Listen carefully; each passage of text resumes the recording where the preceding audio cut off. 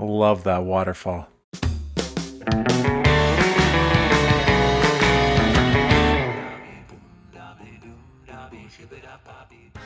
Hello and welcome to Devlog number 2. My name is Jeremy. I'm one of the creators of Dexter Stardust Adventures in Outer Space.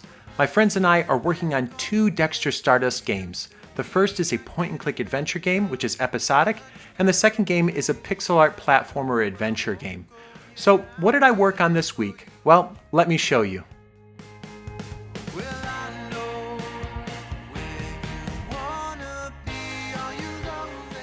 First, I want to talk about what I accomplished in Dexter Stardust Season 1. As you guys know, we are in the final stages of development. Everything is done in the game except for the voiceovers and then a final review for debugging and maybe making some tweaks here and there. This week, I created a spreadsheet that allows us to see an overview of all the characters that we have yet to record. And specifically, Munk, you mentioned that you wanted to see what the characters were, what their personalities were like, and perhaps if you knew someone who could possibly play one of those characters for us. And of course, the current world situation is very much affecting the efficiency with which we can accomplish the recording of those character lines. But this will help us get an idea of who possibly could do it. I know that I myself have taken it upon myself to record some of those characters, and I recorded Robot Number 4. Robot Number 4 is one of the main characters in the game. He is first introduced in Episode 1, and he plays a major role in all subsequent episodes, and actually he's a playable character in Season 2. One of the reasons that I wanted to play this character myself instead of having someone else do it is it's really good to keep all the protagonists amongst the Dexter team. So Munk plays both Dexter and Uncle Jetto, and then Lola plays Aurora, and I play Robot Number 4. So we're keeping all the main protagonists within our group. What many people may not realize is that when you have a character, you not only have to develop the character, find the character's voice, but then you have to record that character, make sure the lines convey the right emotion, and then after you have recorded that character, you have to make sure that they are relatively the same volume as the rest of the other voiceovers recorded in the game. You have to edit all of those audio clips, cut them into individual pieces, and then name them accordingly and place them into folders so that the game understands where and for what line they should be played.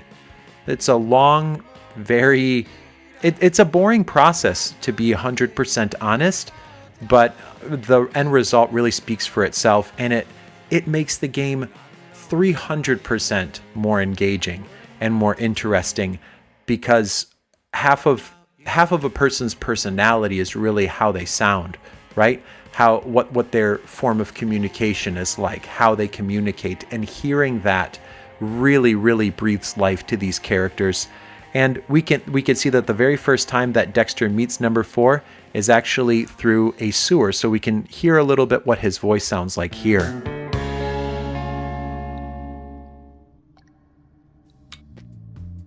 Yes, Dexter Stardust? You need to find a way to break the bars over this pipe so you can crawl out into the sewer.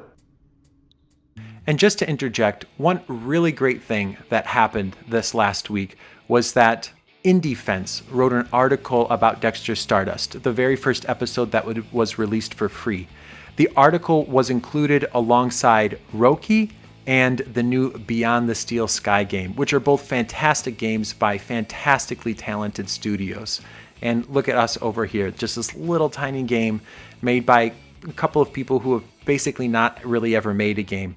And Miguel over at In Defense included us in that very same article.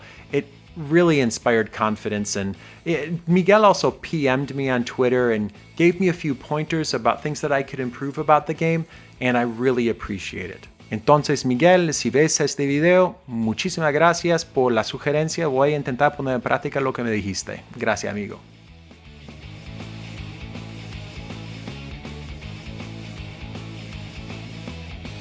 For Dexter Stardust Season 2, I wanted to work on the enemies this last week, and that's what I did.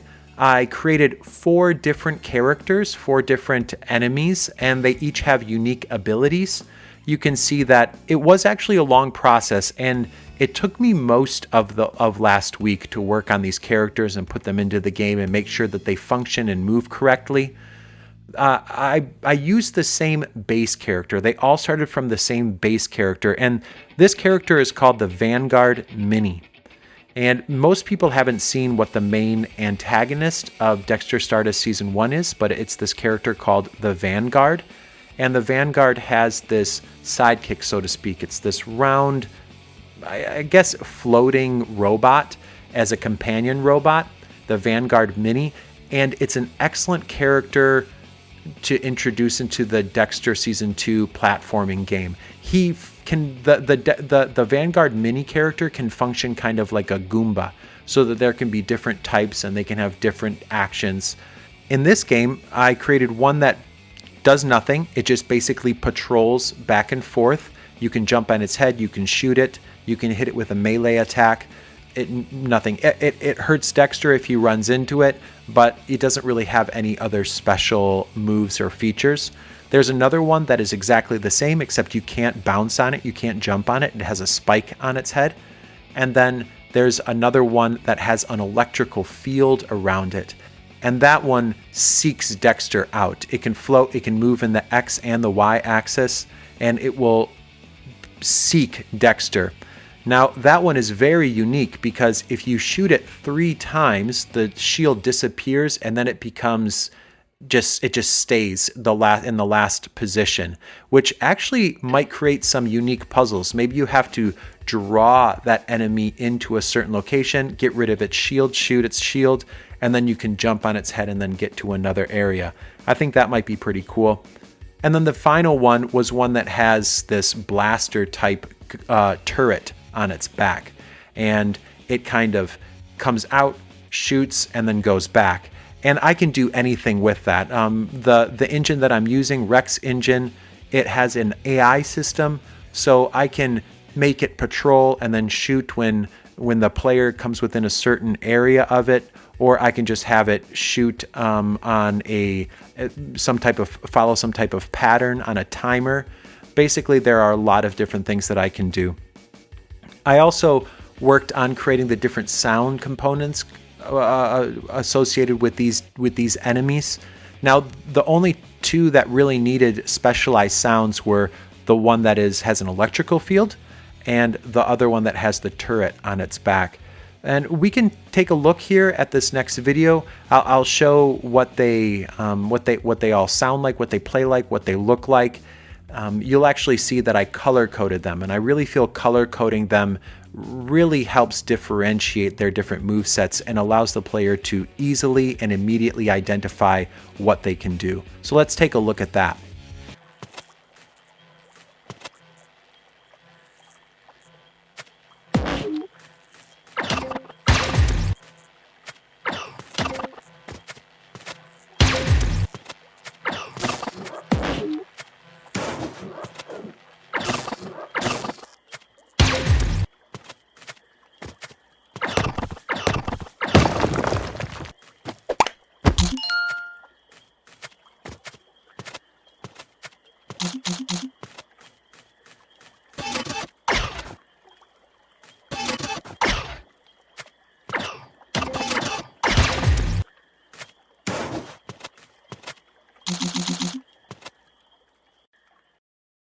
So that was everything that I was able to accomplish this last week on both Dexter Stardust Season 1 and Dexter Stardust Season 2. I didn't quite accomplish everything that I had set out to accomplish.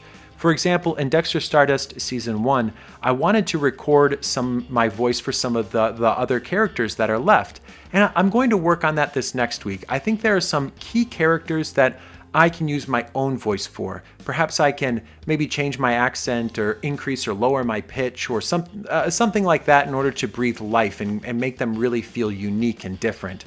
And then in addition to that, Dexter Stardust Season 2, I wanted to work on those dialogue boxes like I said in the last devlog. I just didn't have time this last week.